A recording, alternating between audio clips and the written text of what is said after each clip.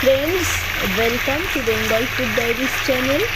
নদীর বকমাছের সবচেয়ে সুস্বাদু ও সহজতম রান্না নতুন রাঁধুনিদের ক্ষেত্রে অবশ্যই খুব পছন্দের হবে।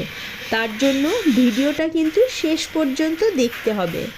এটা নদীর বকমাছ, কেটে ধুয়ে পরিষ্কার করে নিয়েছি। মাছের মধ্যে দিয়ে দেব পরিমাণ মতো নুন, সাথে হলুদ গুঁড়ো। এবার সুন্দর করে মাখিয়ে নিতে হবে। মাখানোর কাজ আমার হয়ে গেছে। এবার বড় সাইজের বোল নিয়ে ম্যারিনেট করা মাছ ঢেলে দেব।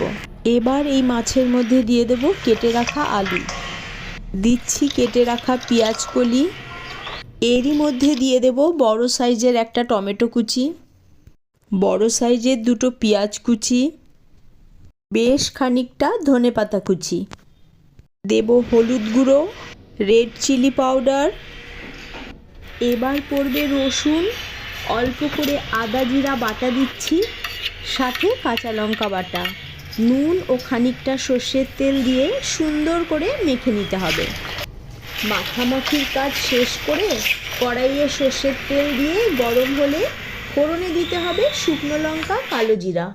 ফোড়ন থেকে সুন্দর গন্ধ বেরোলে মাখানো মাছ সমেত সবজি সমস্ত ঢেলে দিতে হবে। 1 কাপের কাছাকাছি মশলা ধোয়া জল দিয়ে ঢাকা দিয়ে দেব।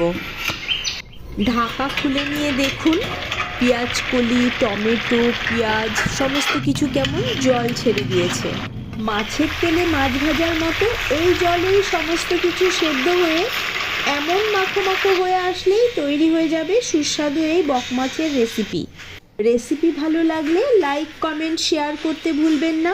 এরকম রেসিপি পেতে সাবস্ক্রাইব টু মাই চ্যানেল।